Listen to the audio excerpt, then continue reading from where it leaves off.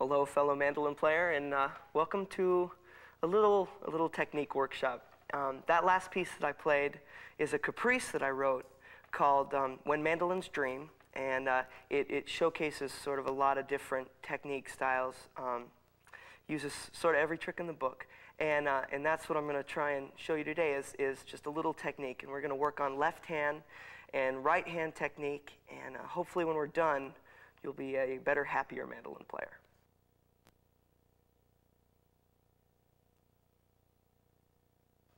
We're going to start with the right hand, as that is the hand that produces all the sound, and a hand that many people are neglecting to fully work out as far as technique. There's pick strokes to be considered, especially, and just positioning and the pick hold and everything.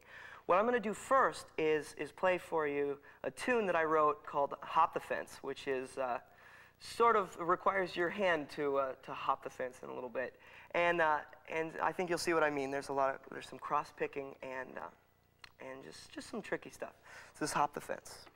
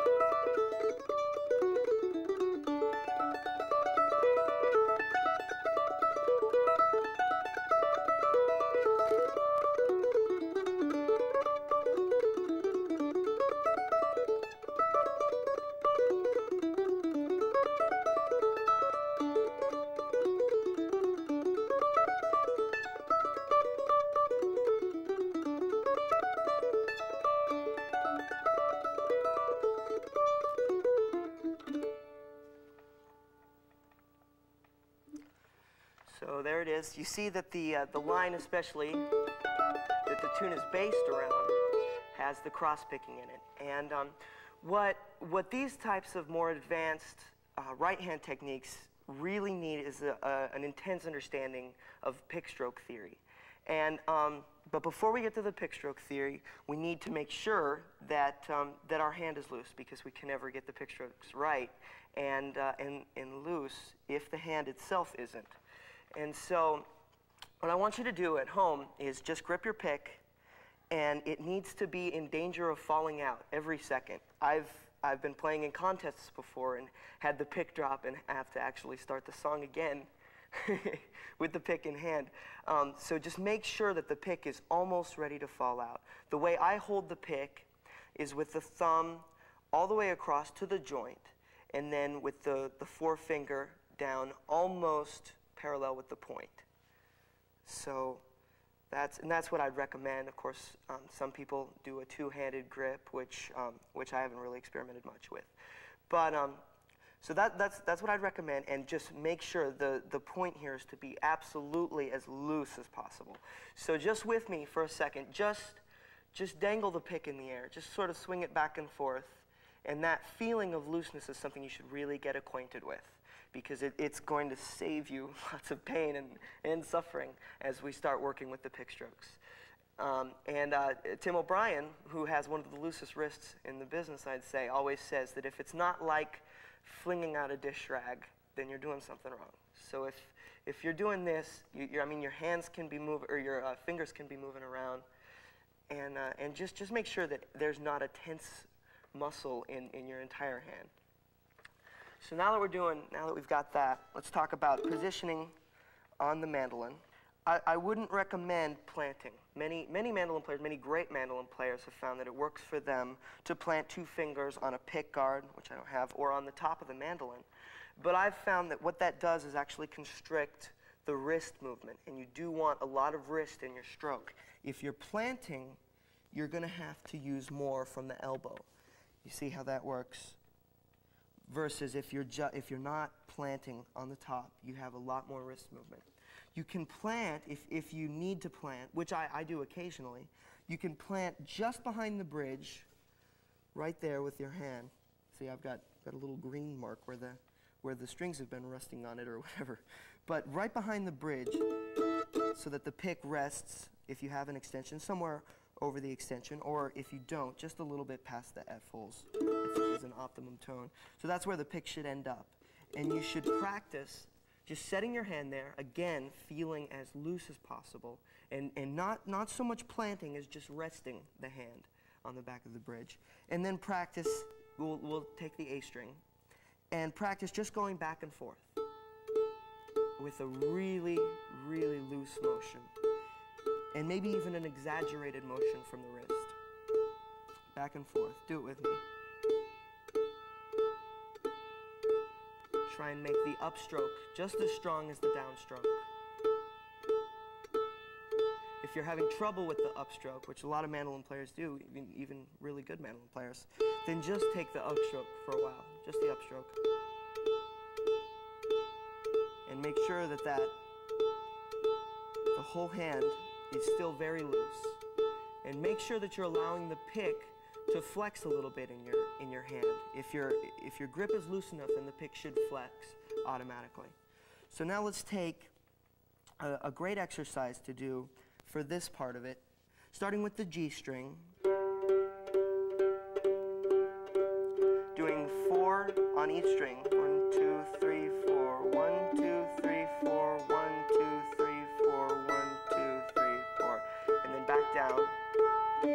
Just concentrating on gripping the pick very lightly and keeping your wrist loose, just barely resting on the back of the bridge. There should also be no tension up here. And if you start feeling some, take the pick out and shake loose a little bit, then try it again. Usually what happens when you're tense is you're either gripping the pick too tight, or you've just got to play. And just concentrate on your arm if it is tight. But if not, just keep doing this, and you want to just keep going for that balance. Each note, the up and the downstroke, should be equally balanced. So up and down.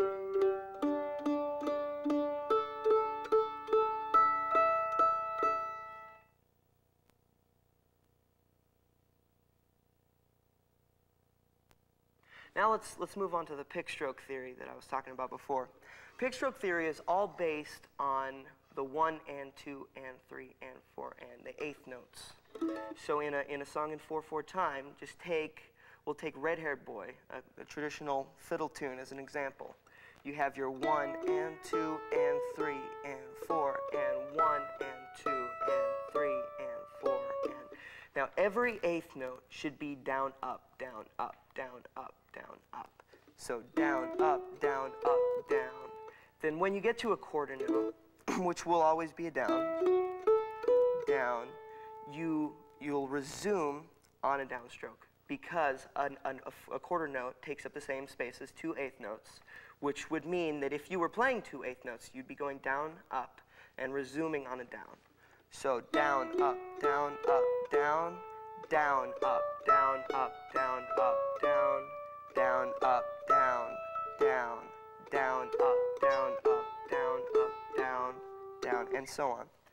So what I'd like you to do is play along with me on Red-Haired Boy, and I'll play the song all the way through so that we can make sure our versions are compatible. And watch my right hand, especially right now. Watch for the pick strokes, and make sure that we're playing all eighth notes with down, up, down, up, down. All quarter notes, after a quarter note, make sure you resume on a down as if you had just played 2 eighth notes. So here's Red-Haired Boy. 1 and 2 and 3 and 4 and...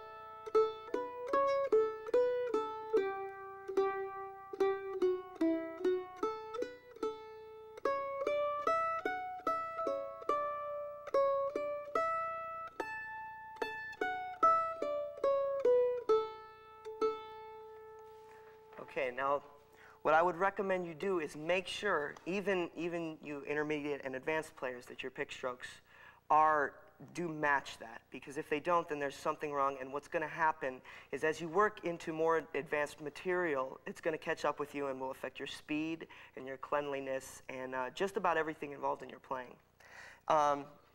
There is an exception to the pick stroke rule, which is when you're playing in 6/8 time, jig time.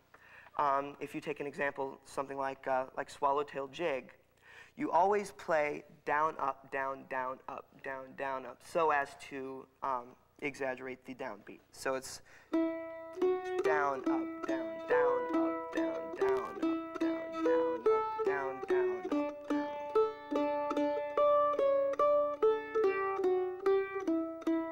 And what that does is, again, it just emphasizes the downbeat. That's the only exception to the rule. Now, when a lot of people ask about pull-offs and hammer-ons and how do you treat the pick stroke rule then, and what you do is you treat it just as if your hammer-on or your pull-off was a pick stroke. So if you're going along and you're playing, say, an ascending scale with hammer-ons,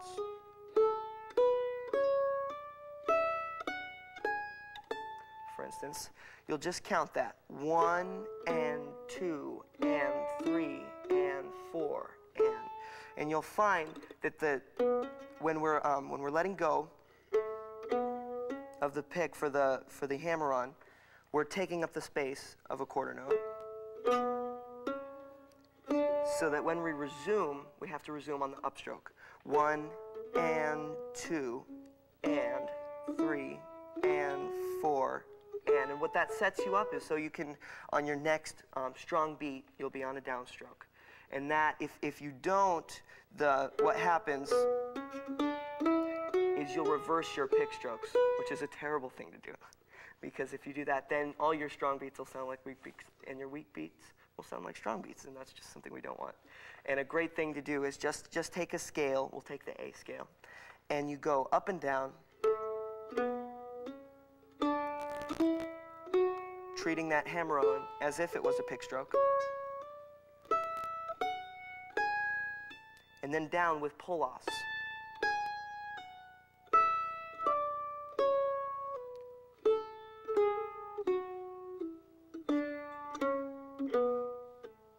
Now I'll call out the pick strokes as we do that. Play along. 1 and 2 and 3 and 4 and down, up, up, down, up, down, up, down, up. Down, up, up, down, up, up, down, up, up, down, up. And that's a great thing to do if you're practicing your hammer-ons and pull-offs and really need to know what to do with the pick strokes. I play with a lot of people who get those pick strokes reversed during the hammer-ons and pull-offs, so definitely watch it in all the things that you're playing.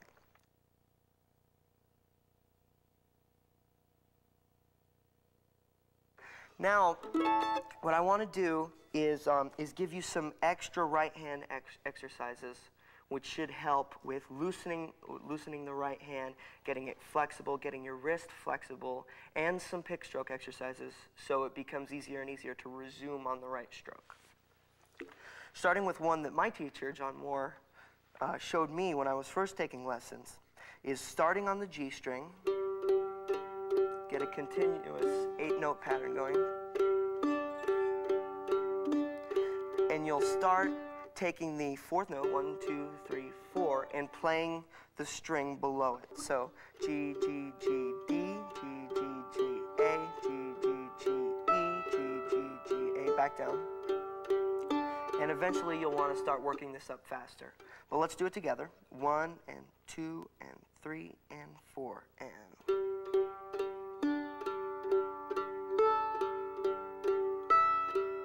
Make sure that your wrist is loose and going back and forth in a very fluid motion.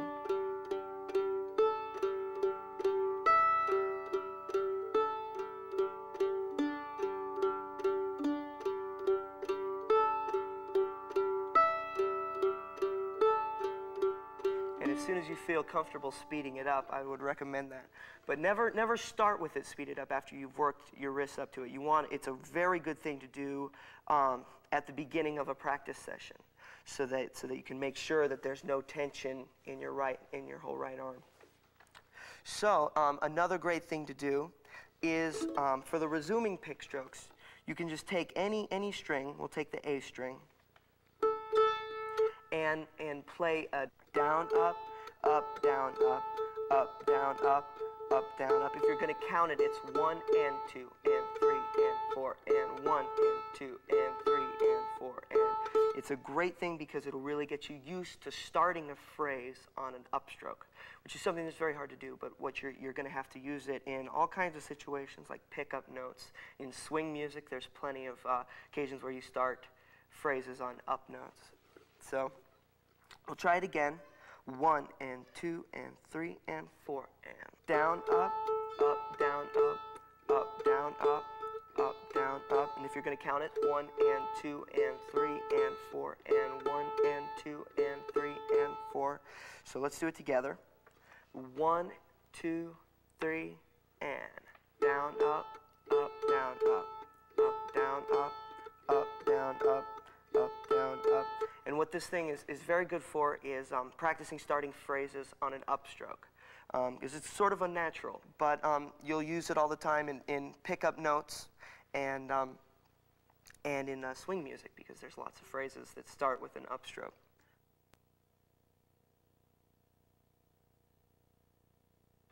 All right, now we're going to run through Swallowtail Jig in full. I'll play it first very slow, and then a little bit quicker after that. Remember that it's the down, up, down, down, up, down, down, up that allows us to establish a strong beat. There's a pickup note, so it's 1, 2, 3, 4, 5, 6, 1, 2, 3, 4, 5, 6.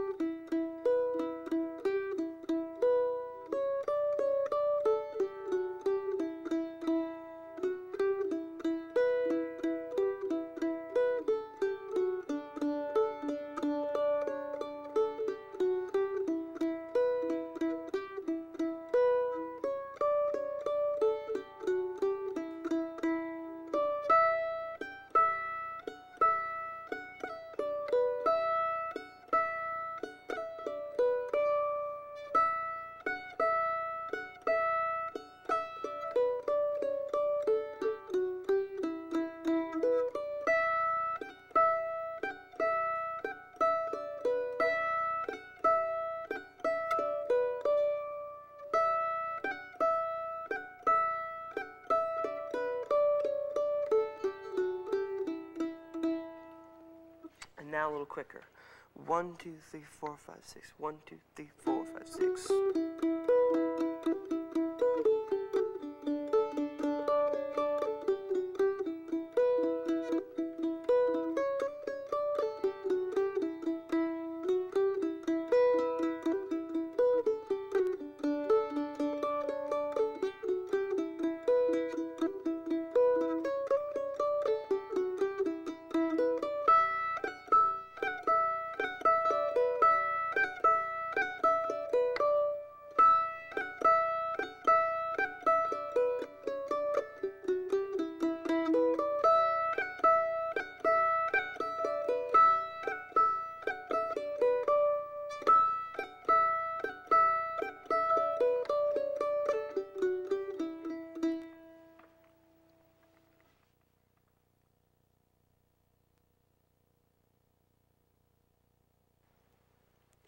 All right, well, remember the Hop the Fence tune that I played at the beginning? We're going to do that one. I'm going to break it down a little bit, and hopefully by the end, we'll be able to play it together.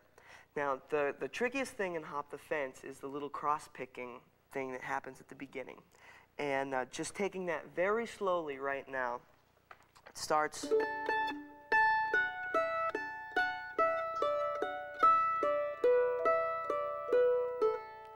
Now, I think cross-picking can still be very effective by still abiding by the pick stroke law, so to speak. Just down, up, down, up, down, up, down, up for all those eighth notes in that little pattern. So 1 and 2 and 3 and 4 and...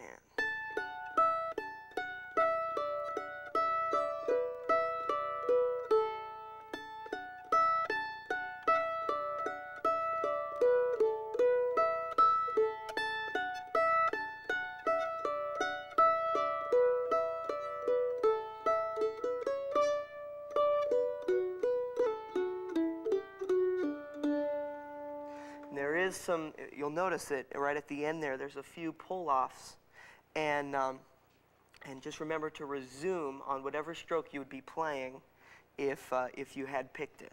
So a little bit quicker now. 1 and 2 and 3 and 4 and...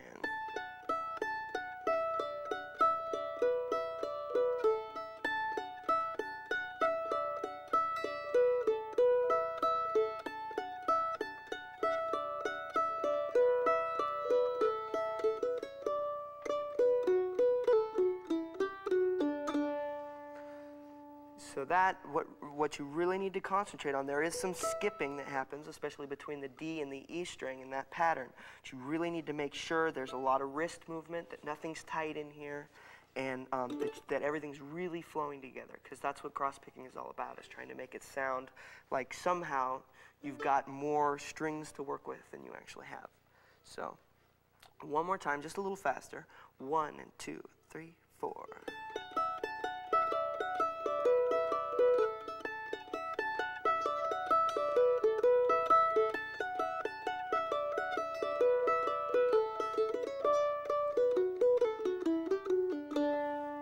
So that's all you've got of the first part.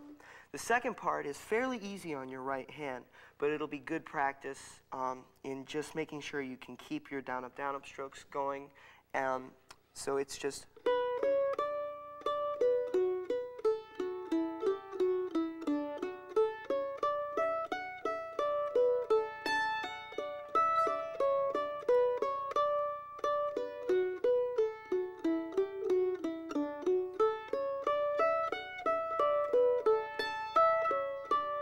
So you see that really the only tricky thing is that there are some pull-offs there that happen on upstrokes.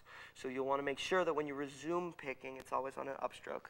We'll go through that one more time, concentrating on those spots, and I'll point them out to you. 1, 2, 3, and... Right here, up.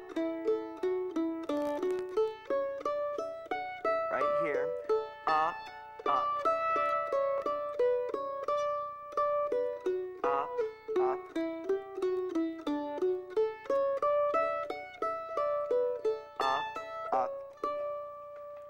So now let's try the second part just a little faster. 1, 2, 1, 2, 3, and...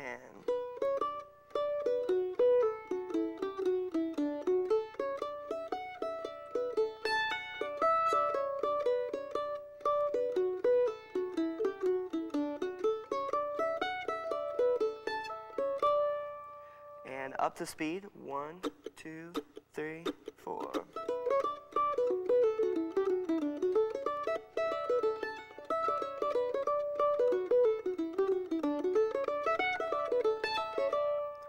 And the reason, you might be wondering, well, why don't you just play it with all down, up strokes, is that, and the reason we put any pick stroke variants using the hammer-on and pull-offs is because it puts interesting accents in places that you might not expect it. Now let's go through Hop the Fence, all through, just a little slower than I'd probably normally play it. But play along at home. 1, 2, 3, 4.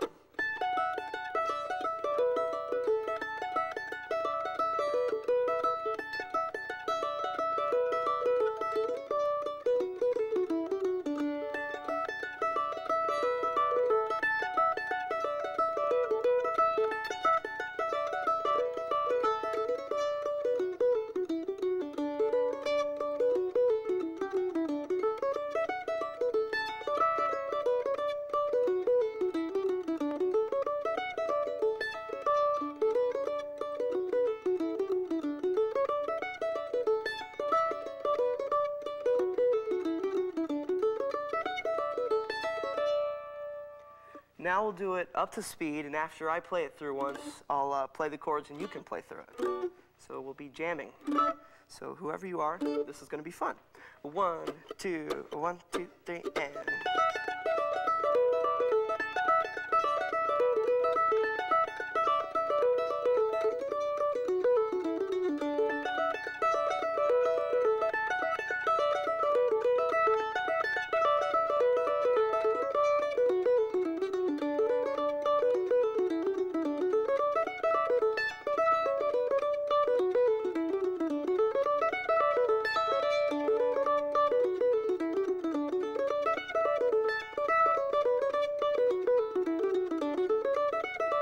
all yours.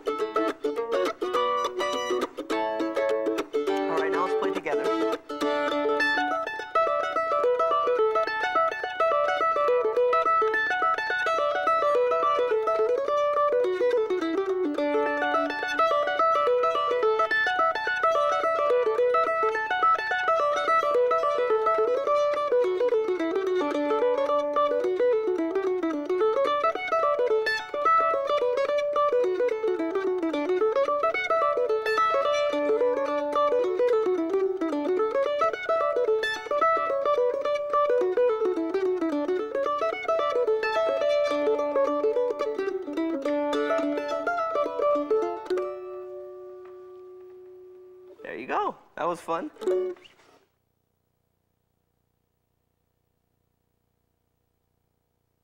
right, we're going to talk about some bad habits right now, and the one I want to pick on most is anything that makes your hand tight or your arm tight.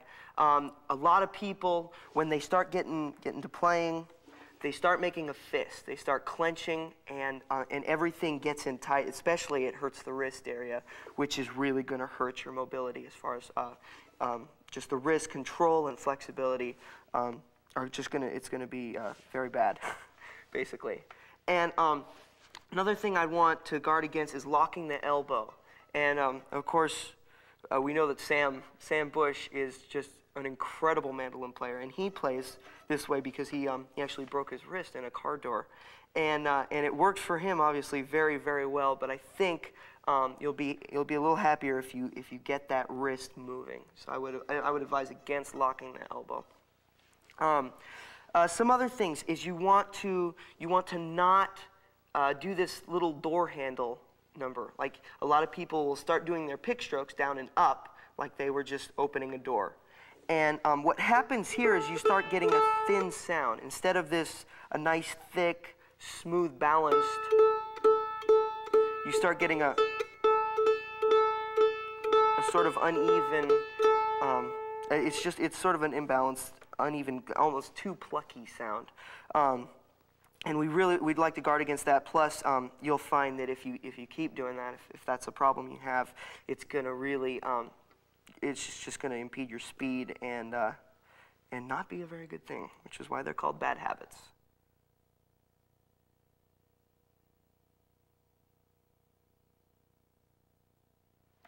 All right, now that we're going to focus in on the left hand, which is also very, very important. What I'm going to do is play a song that's going to be on the upcoming Nickel Creek release. And this is a tune that I wrote called Ode to a Butterfly, and it's very, very centralized on good left-hand technique. There's a lot of shifting, there's a lot of pull-offs, there's a lot of position jumping, which is basically the shifting. And it's a more technical song for the left hand. The right hand sort of gets to take a break on a lot of it. But it's called Ode to a Butterfly, and I'm just going to play it.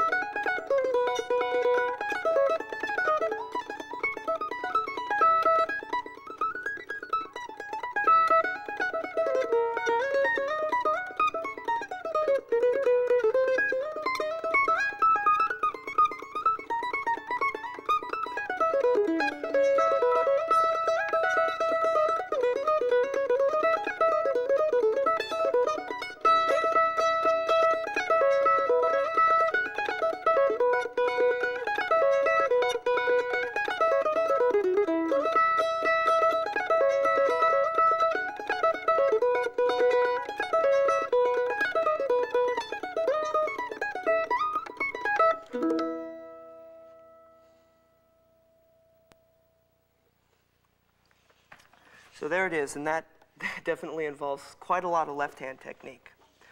Now, I'd really like to stress the left hand, as I feel that a lot of players are sort of looking to their goal of what they want to sound like, and avoiding to be very, very careful with how they treat their left hand.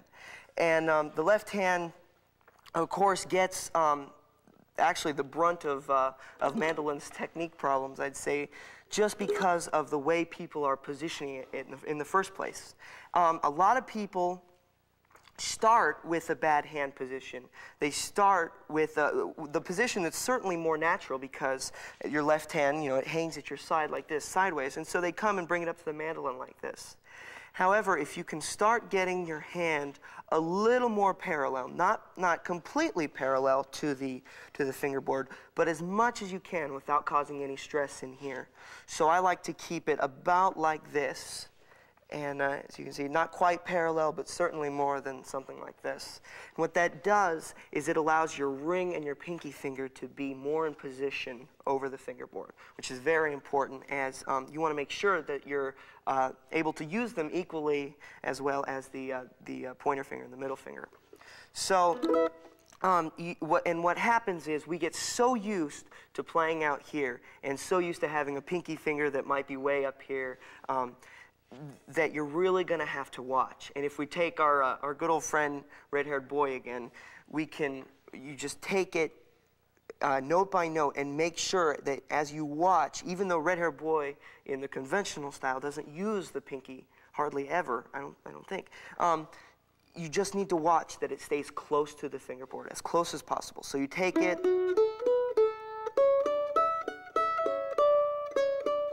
and make sure that it's not creeping up on you. And you can do that with any of your normal songs, just songs that you've already learned.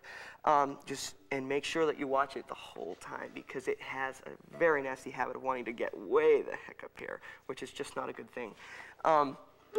Another bad habit that people have is playing with their fingers too high up off the fingerboard. After they fret a note, they have a problem where they'll lift it way up here. And so what you end up is something, which is just sort of disjointed and not very clean, kind of staccato, which we don't want. We want it to be as smooth as possible. So you really need to keep your fingers as low to the fingerboard as possible without deadening the note. And a great way to do this is just playing a scale and making sure that each finger is as close to the fingerboard as it can be. So if you're doing...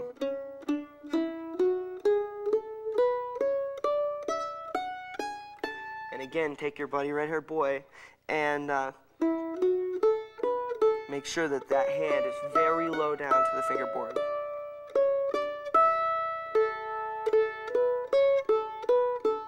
What this does is it allows you, it just cuts down on all the time it takes to get your finger from up here to here and then back off again. All you need to do is get it, to move maybe a centimeter, and that's about as much as you'd want, is about that much over the fingerboard. And that's going to improve your speed, your clarity, just about everything involving the left hand. And again, just take your standard repertoire tunes and work on that. Just totally focus in on that left hand. Make sure that your pinky isn't coming up. Make sure that you're fretting the notes as close to the fingerboard as possible. We're going to talk about the positions of the left hand. The first finger gets the first two spaces, space 1, space 2. Then the third finger gets space 3 and 4. And the ring finger gets 5 and occasionally 6. Sometimes the pinky finger gets 6, and the pinky finger always gets 7. And so in your regular A scale,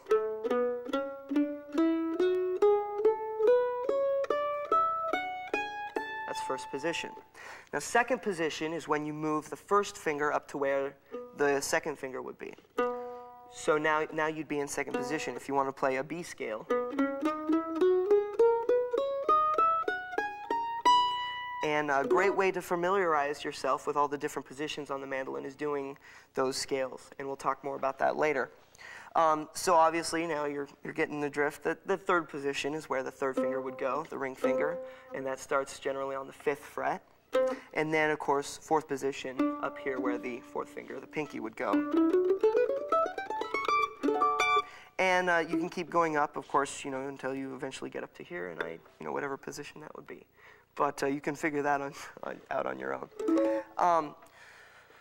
The next thing I'd like to talk about is shifting, which is something that in that Ode to a Butterfly song that I played is a very important thing. And that is when, in a song, you go from one position, say in Ode to a Butterfly, there's a lick that I play during my solo that goes...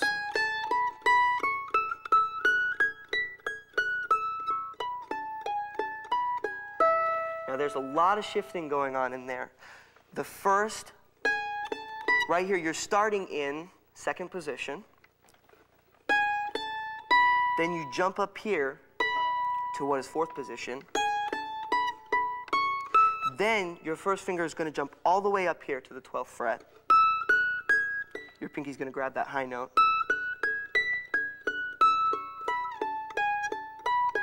And there's a shift down right there. So again, very slowly, starting in second position on the E string, then this shift, then this shift. Now, the middle finger moves here, so it plays 2 notes in a row, but you still stroke it. So the whole lick is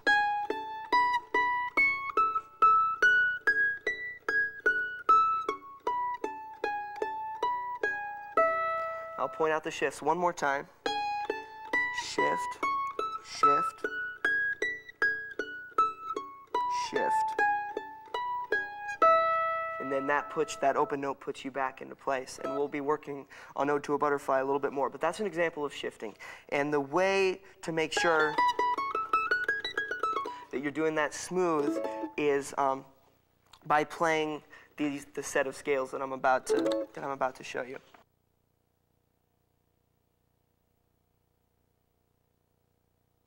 Now we're going to do these exercises, and they're going to be tough. So what you got to make sure is that you're not overdoing them. You really need to pay attention to your left hand, and if it says it's hurting, then it's not lying, and you're going to need to stop, give it a rest, run it under warm water, and shake it out. A book that I read said that if you're practicing for 45 minutes, you should probably take a 10-minute break and then start again. And since these are going to stretch out your fingers and especially work the pinky finger, which is just not used to working, there's probably going to be, they're going to get tired pretty quick, and you're just going to make sure not to stretch them. Please, for me, don't do it. And so we'll start with just a regular G scale. And what these are they're actually from a violin book that I have, and very helpful scales that go in patterns, and they're actually 3 octaves, all the way up to this note if you're in the G scale. And so follow along. I'll play it once very, very slow so that you can get the notes.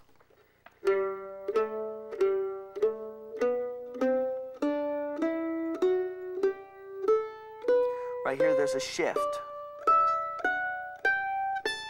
and another shift.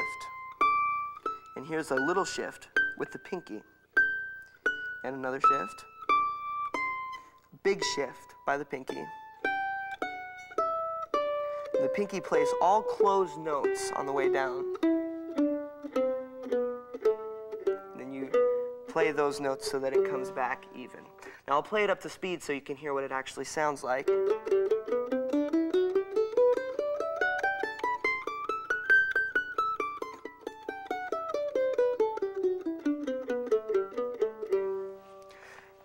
And so what you're going to want to make sure is that all these shifts are very clean, and that there's no space in between. So make sure you're playing it slow enough so that all the notes are even the shifts.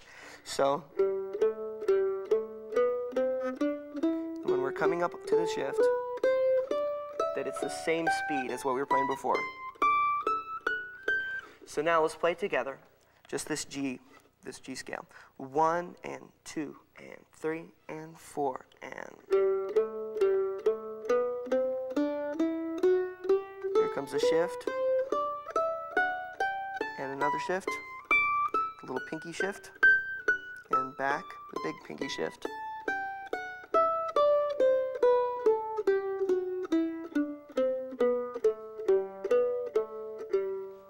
And now what you do with these sets is you can keep speeding them up until you get to your limit as far as the shifting, and it'll keep getting a little faster, but don't push yourself too hard, because it's stressful on the fingers when they're not built up for it. So make sure you take it very slowly at first, and make sure you're giving your fingers plenty of breaks, because this pinky finger especially just does not want to work.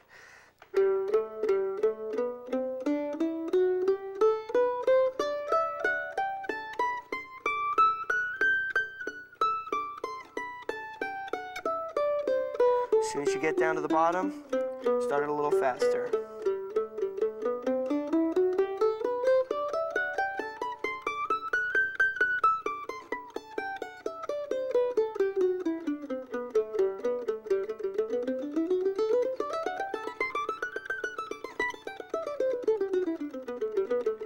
until you've gone to as fast as you can play them. And I still use these to warm up, like before a set or just playing around at the house. You know, warm up the right hand, warm up the left hand. These scales are perfect for warming up your left hand, especially after you've gotten your finger strength built up. Now we're going to take it up to the A scale, which is different. There's some different shifts, and I'm going to work you up until we get to C, because that's when the pattern starts finally ending. There's no new patterns after C. So the A pattern, that's the first shift, actually, right there. You start on your middle finger on a 2, which is sort of unusual, but it works out in the end. And you'll be playing closed notes. There's your first shift. Your second shift, another shift right there. Now on the back, on the way back, your pinky makes the first shift by going right there. Then the ring finger, then the middle finger.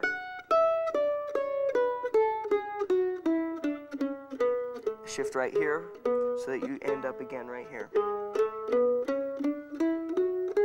Again, here's the first shift, the second shift, the third shift, and then back down with the pinky right there to the ring, middle,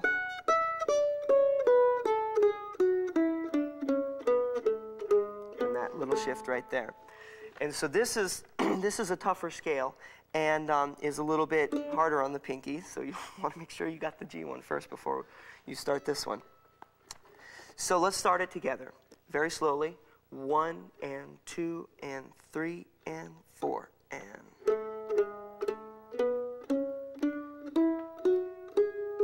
Here's the first shift. Nice and balanced.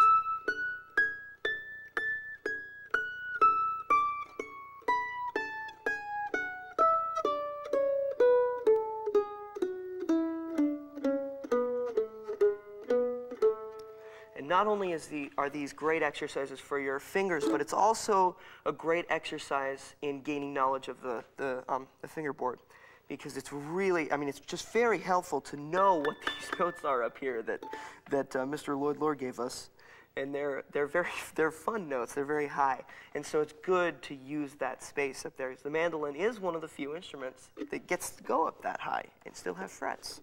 So let's do the A scale again, just a little bit faster. 1 and 2 and 3 and 4 and.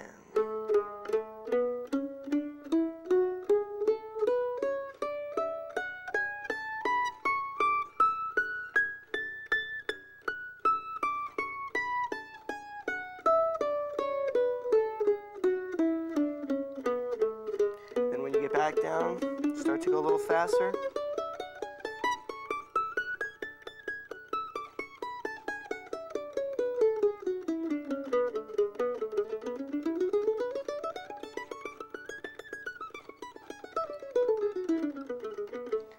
Always watch that your hand isn't starting to do the flopping number, the dead fish. It's not a good thing. And also remember to watch that your pinky isn't getting up here. So when it is needed, it doesn't have to come from way up here to get down to that note. So those will really help you. Here's the B flat. I'm not going to explain as much about the shifts because hopefully you'll be able to see them by now. So I'll just start it slow.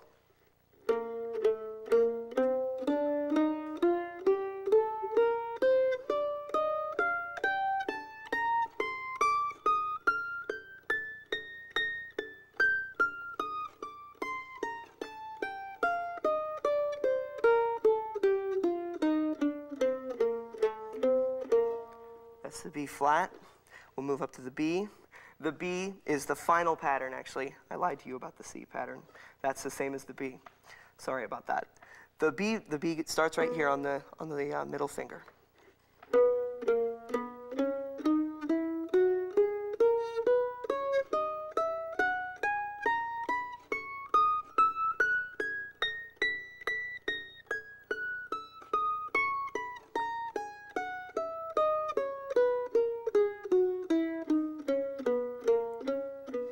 And that's the last one. After that, you can keep moving them up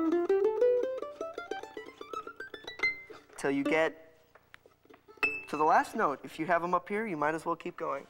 So, and it's just an excellent thing to learn how to use these notes. If you are learning how to use these notes up here, it is okay to have your thumb come over to this side and play like this. Violin players do it. We can too. It's a good thing. So I hope you have a lot of fun with those scales, and that your pinky doesn't write me and tell me to jump off a bridge or something. We're going to hit an arpeggio set now. These are really neat and great for the shifting and really good for your knowledge of the fingerboard, and you can even throw them in songs during your solos. The sets are also sort of difficult, but they'll really help you out, and they're a very good exercise. So we'll start with the G minor arpeggio set. And what it starts with is the G minor. It's based on the 3 notes of the G minor triad, which are G, B flat, and D. You start like this, then you jump up to 3rd position. Then your first finger makes a jump up to this high G on the A string, and all the way up to here. So it's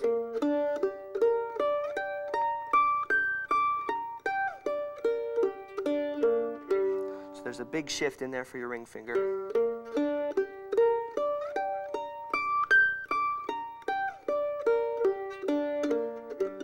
And this is in 3/4 if you're counting. 1, 2, 3, 4, 5.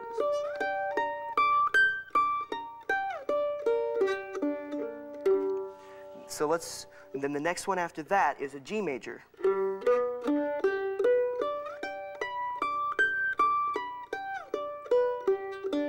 After that, it goes to an E minor in 1st inversion.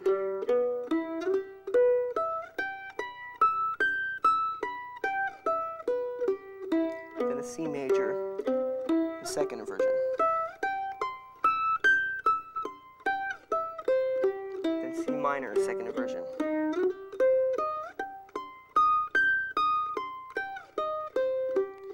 Then a diminished.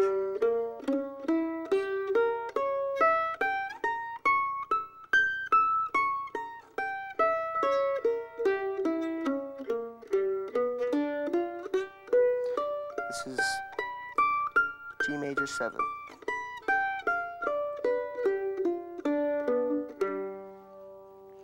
So one more time from the top.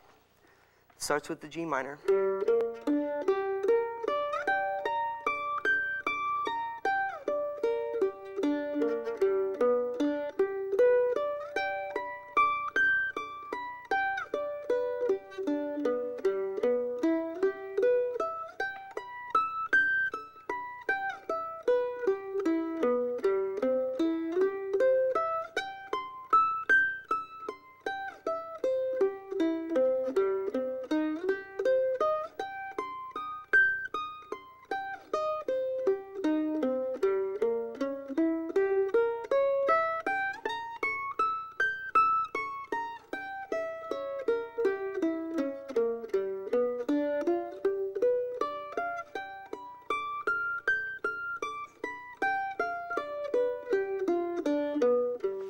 Again, you'll want to watch for the same problems of the hand coming up too far and the pinky wanting to be way back here. So, and these are another thing that you just speed up as you can, and another thing that I definitely warm up on almost every time I pick the instrument up.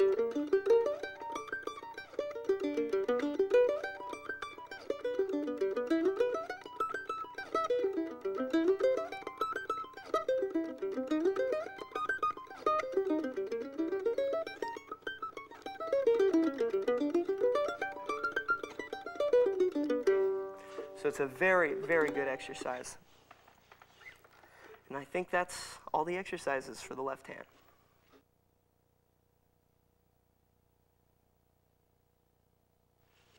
Before we move on to sort of dissecting Ode to a Butterfly, I'd like to talk a little bit about pull-offs and hammer-ons and that kind of thing, because there are quite a few in that song. Okay, so what I want to do first, when teaching you these little triplet hammer-ons and pull-offs, let's start with let's start, since we're going to be in the key of E with Ode to a Butterfly, we'll start by taking this note, the G sharp, and just pull off. What it is, the goal of a pull off is just to not have to use a pick stroke on the next note. So you're making two different tones with only one pick stroke. You can just practice that by doing this. The kind that are most prevalent in Ode to a Butterfly is when you're pulling off to a different fretted note. And what they are is actually 16th notes injected into an 8th note melody. So if you were to pick them,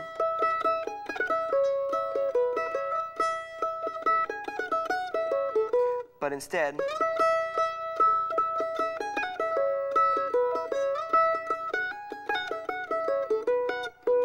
so there's all kinds of hammer-ons and even slides in this song. But so the way to practice these is just by taking a note that you're going to pull off, setting the index finger on a note somewhere below it, and doing something like that. And what you're going to want to make sure of is that each note is very, very clean. It's got to sound like it was picked.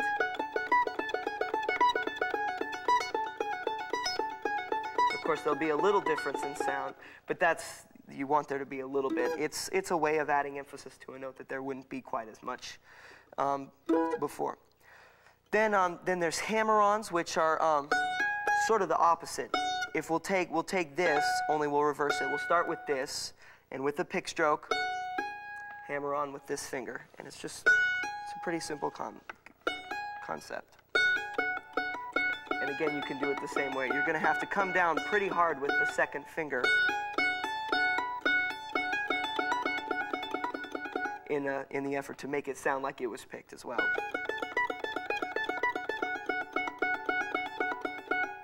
And so in Ode to a Butterfly, you'll find all these various pull-offs, and the slide is basically the same thing, only you'll use the same finger. One thing to be careful about with the slide is that you're not using a finger to slide that's going to end up making the next little phrase almost impossible to play. Like if the slide is from 4 to, from your 4th fret to the 7th fret, and you use your first finger, chances are when you get back here, it's going to be something of a problem. And you'll have to take extra time, which you don't have. So let's start working on Ode to a Butterfly, and I'll be playing it very, very slow, and you can follow along. I'll just play the melody for right now. 1, 2, 1, 2, 3, and...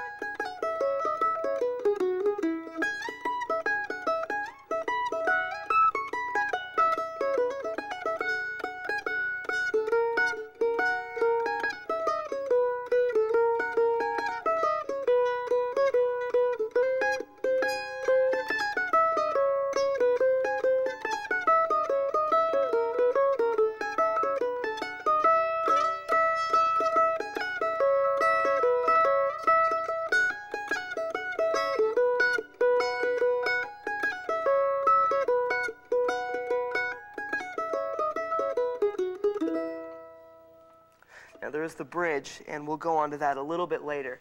But what I want to do right now is just make sure that you're catching all the pull-offs, all the slides, and all the hammer-ons. We'll go by again, and I'll show you carefully each one that I'm doing, because they sound a little strange, and sometimes they're a little bit difficult to pick up. So I'll go again kind of slow and be pointing them out this time. 1, 2, 3, 4. Starts with a slide, which is a ring finger slide. I think it's going to put you in the best position for both notes. There's your first pull off, which is the kind we were practicing.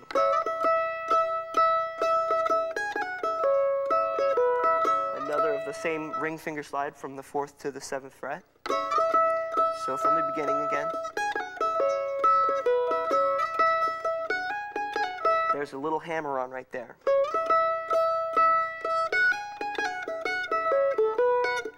Then the second phrase starts. So I'll try from the beginning of the first phrase again.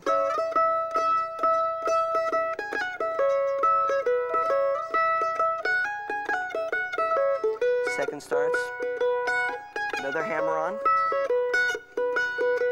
And a pull off. Again.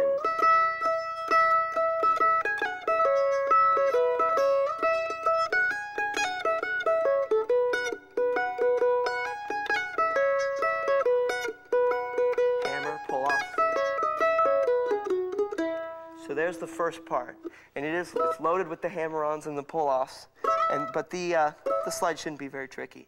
Now the second part has a bunch of sliding in it. It starts with the slide from the 4th to the 7th,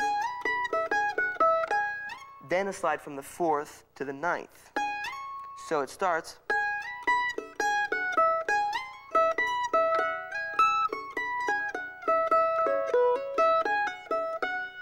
That's the first phrase, so let's work on that a couple times. It starts with the slide from 4th to 7th, then 4th to 9th,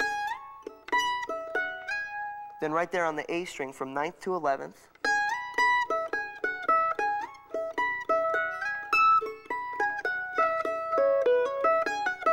and right there that's a hammer onto a pull off in a triplet form. So, starting again from that phrase.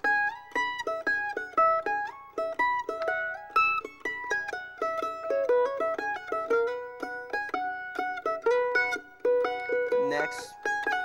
Now this is actually the same as the second phrase of the first part. Hammer.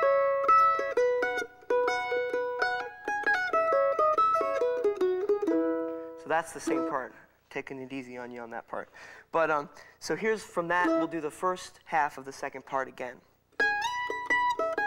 And I'll count it off for you. 1, 2, 3, 4.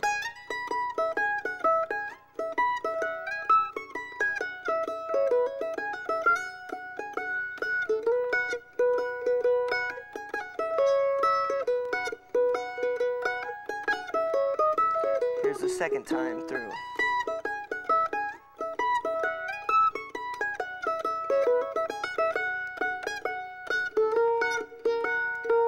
Pull off. Again. Pull off.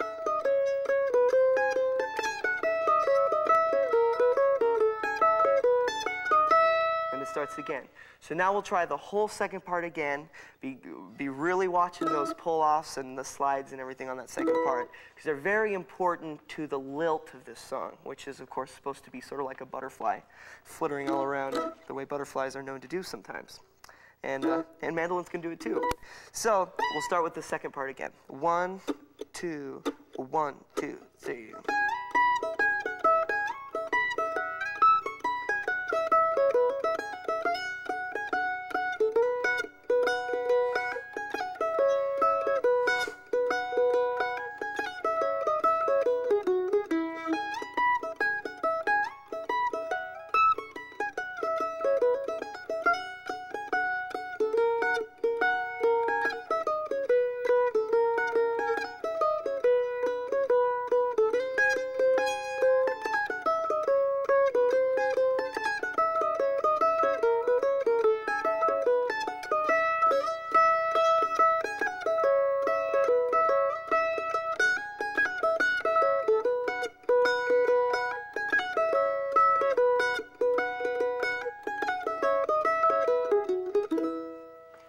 Okay, so now let's run through the whole song pretty slow, and you play along, and then after that we'll jam a little bit, which will be fun. So 1, 2, 1, 2, 3, and.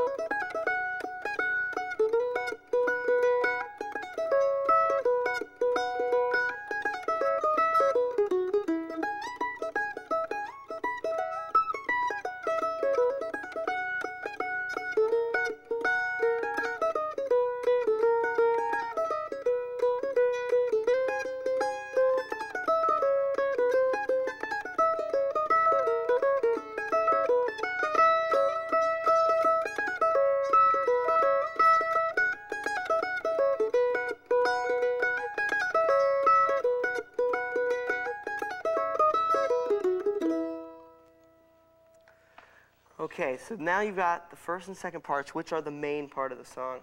Now the bridge, I'm just going to play through once. It's got a lot less technical for the left hand, but just to complete the song. So I'll play it through slow, and then we'll jam on the tune. 1, 2, 3, 4.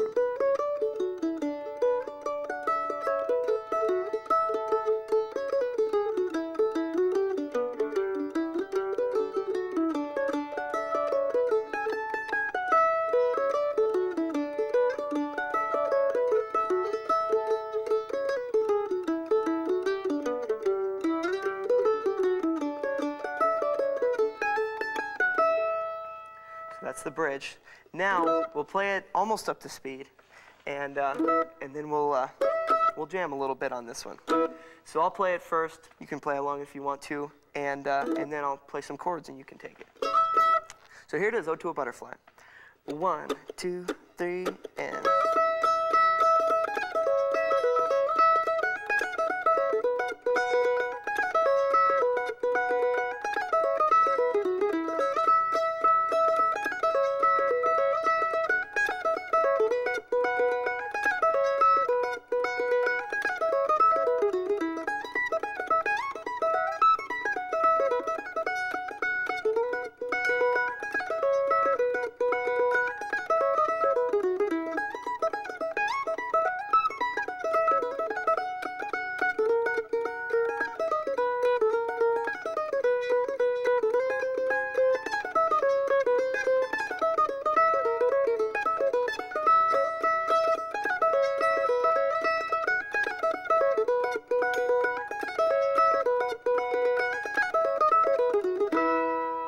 Go for it.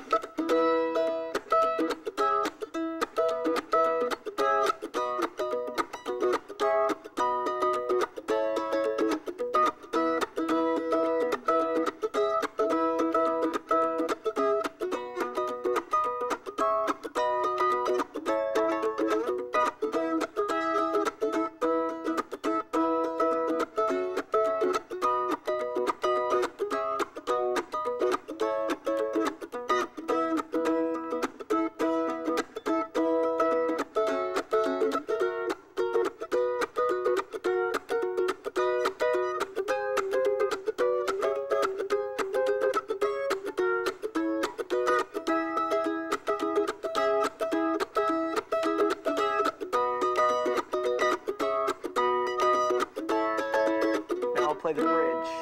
3 and.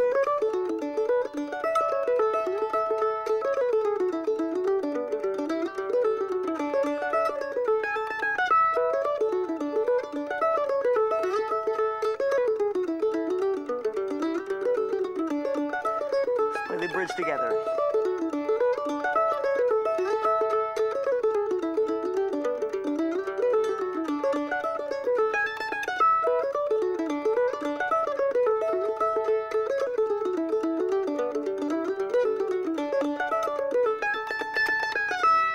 Okay, now let's play the melody again.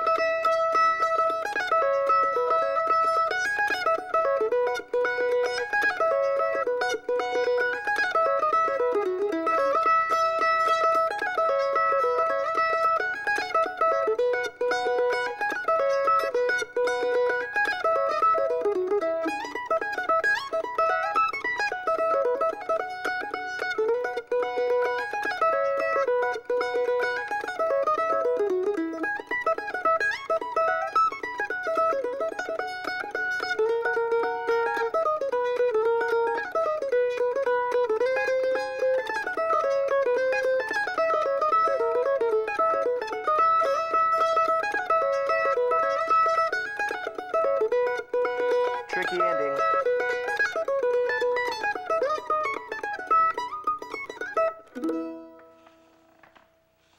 Good job, that was fun.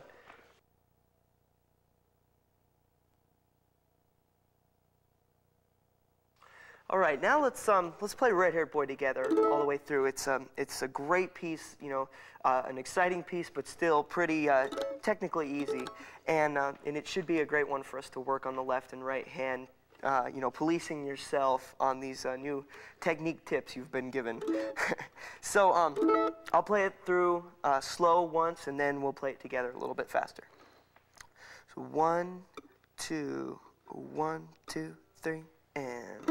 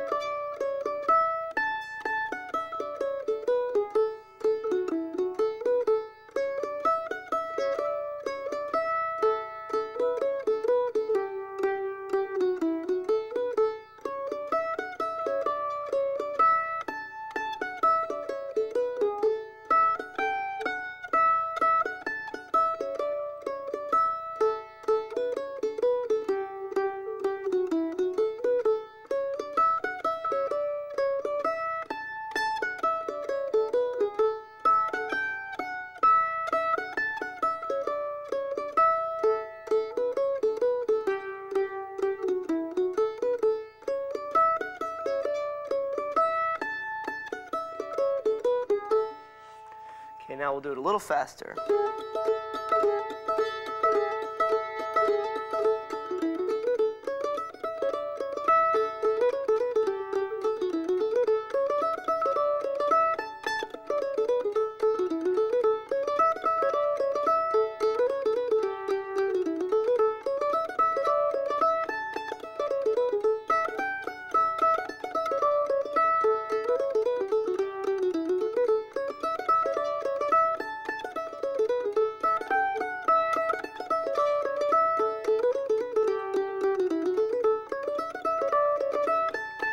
Go for it.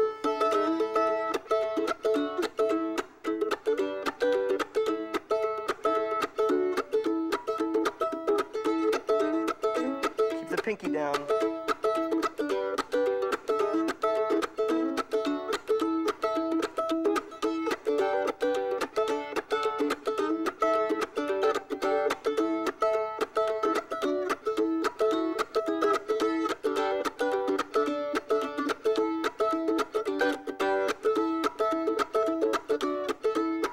Play together.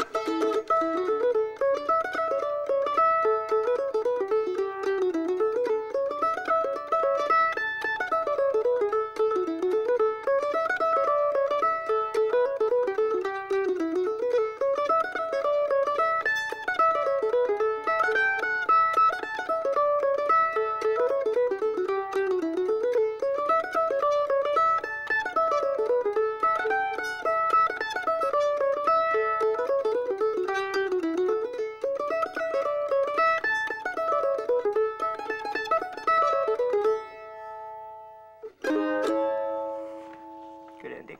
Very nice.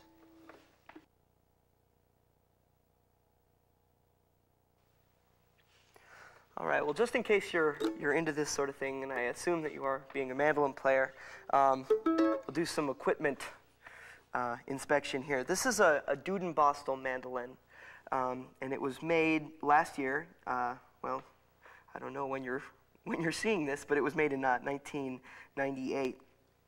And it's only the 5th mandolin that Lynn has made. He's out of Knoxville. And it's a custom mandolin built as closely to a Lloyd Loar model Gibson as possible. I have a very, very low action, and lower than most mandolin players like.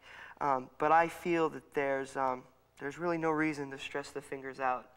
And you do lose maybe a little volume, but I don't think enough volume to where it's too much of a compromise.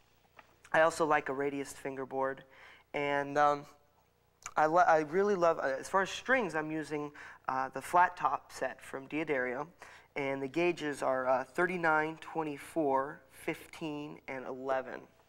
And I really find that the set, it has a wound A string, which is, I find really helps balance a mandolin, which is what I really like best about this mandolin. And as far as picks, I sort of go in between a couple of different models, but I do like the triangle shape, and generally pretty thick. I don't like much thinner than 1.10 or so millimeters. And This one right here is a Dunlop 1.14 millimeter, and I like it a lot. But those are some specs for you. It's been really fun doing this video for you, and I hope it helps you out a lot. A couple of closing tips: remember to remain very, very loose. In your effort to get where you're going, don't remember that you have to stop at all the points. Don't try and skip anything. Don't try and fly over anything that could be very important. You want to be a complete player and have the technique to be able to do all kinds of different mandolin tricks. And so if you be careful to stay on the path and don't try and find any shortcuts, you'll be definitely on your way. Maybe not as fast as you wanted, but definitely a safer way that's really going to get you there. I guess I'll close with a song that's going to be on my new album, and it's a song that was sort of inspired when I was sitting on my front porch. If you have a front porch, always write your instrumentals on your front porch. It's much better. There's something about front porches, I don't know what it is. But this is one that was written while at sunset, and it was actually raining, which was kind of strange. So we came up with this song. It's called Raining at Sunset. Thanks again for watching.